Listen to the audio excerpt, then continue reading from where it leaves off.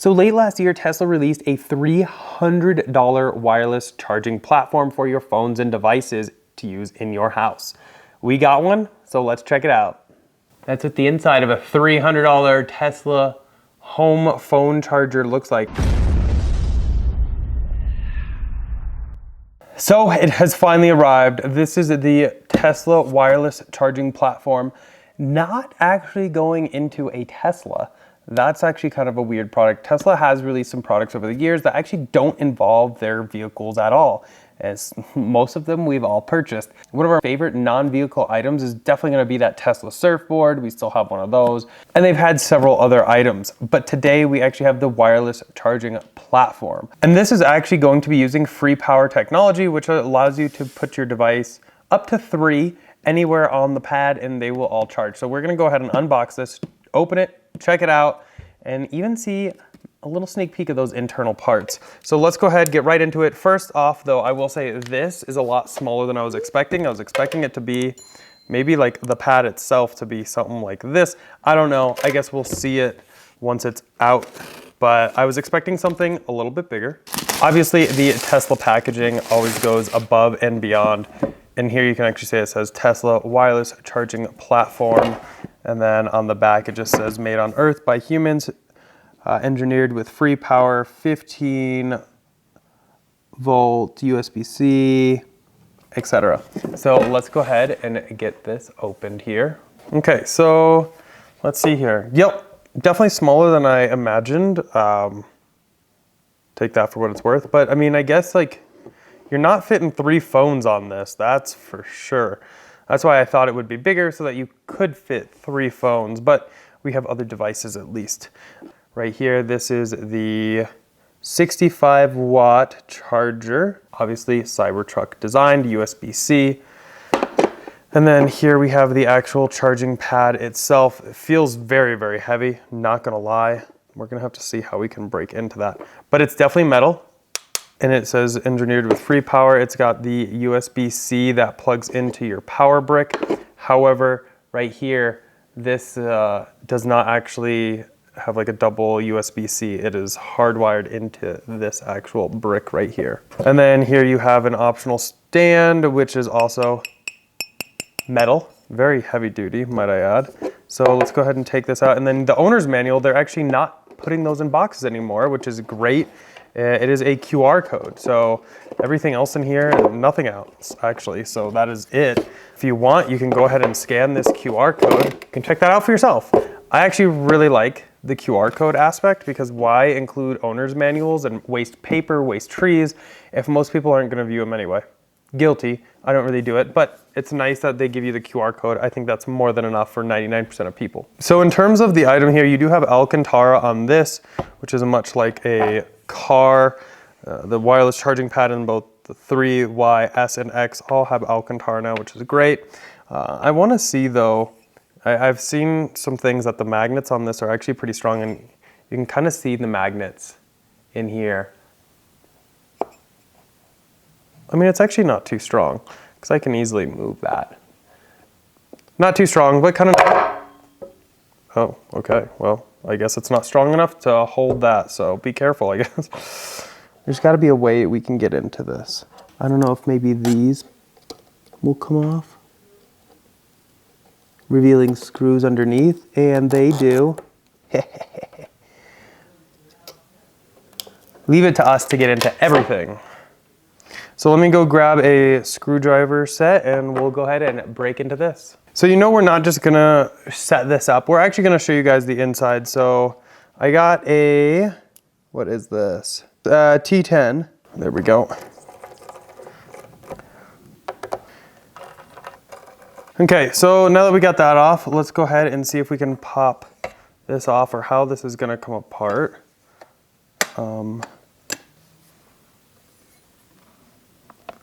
Oh, okay. So that whole metal frame comes right apart. Again, all aluminum, and then you have the little LED strip. This is $300 though, so I would advise you to not take yours apart.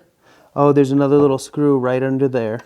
Sneaky. So this little screw that's right under here is actually a T7. Okay, now we should be able to take all this apart, and yep, that comes right off.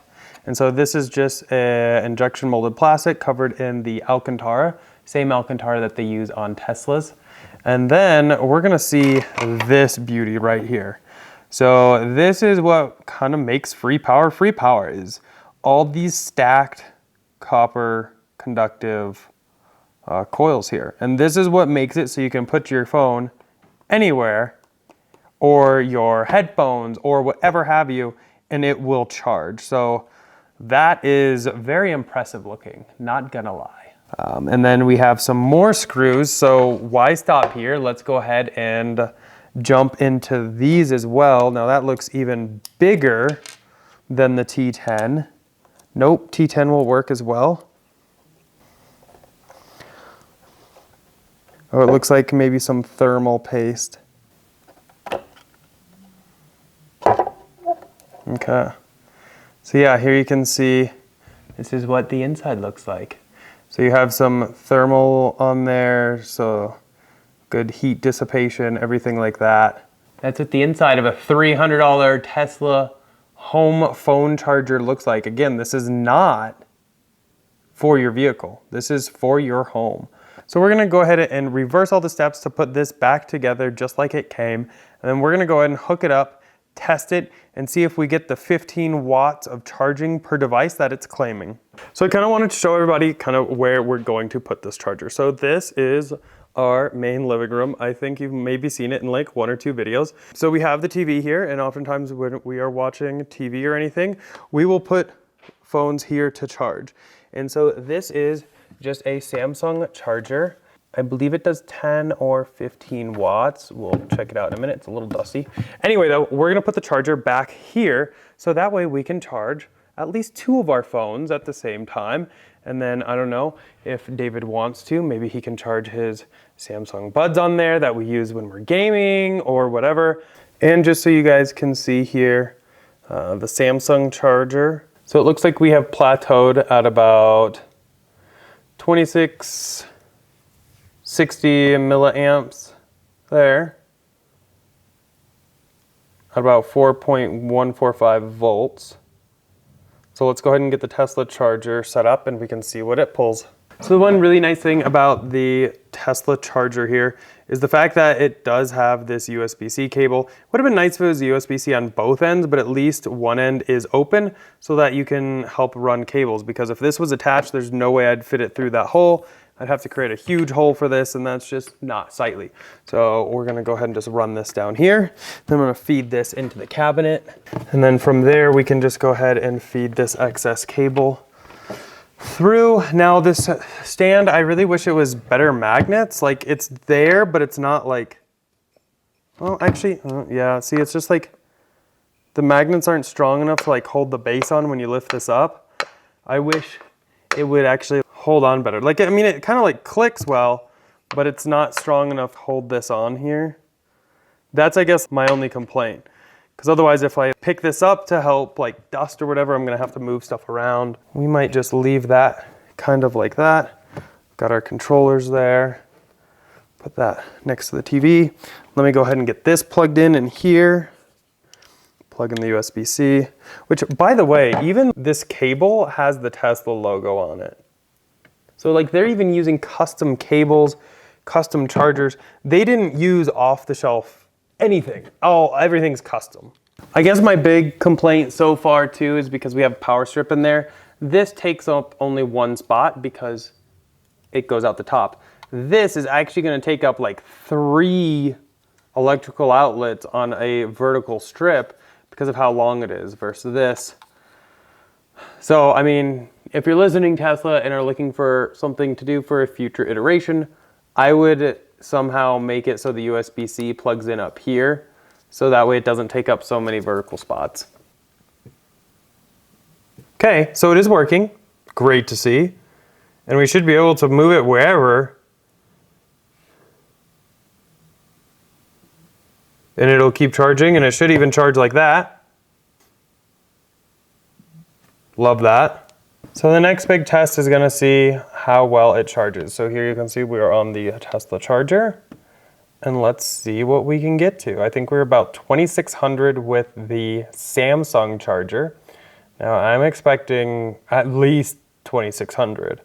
Okay, so we're still hovering around like the 1,300 mark after a few minutes, which maybe it's regulating the charge so it doesn't overcharge the battery. It's only at 69% though, so it shouldn't be doing that. So the Samsung one kind of maxes out in, I don't know, 30, 45 seconds to 2680 milliamps. It maybe gets to like 1,500-ish. So maybe a little bit slower than the Samsung one, but I will say that looks way better than this. And because some people will probably say, because you had it plugged into a power strip, you didn't get all the power. But here it's straight into an outlet. And we are only getting 1330, max of 1350 after it's been charging for like a minute or two. Okay, so that's basically it. I don't know. I absolutely love the design. I love how it functions. I love everything about it. And it's gonna go ahead and live down there where we just plugged it in. But is it worth $300? I don't know. Everything Tesla seems to be a little expensive. I mean, you're paying for the design, you're paying for the quality, and I will say this quality is not your average run-of-the-mill Amazon charger that you can pick up. This thing is metal. This is metal.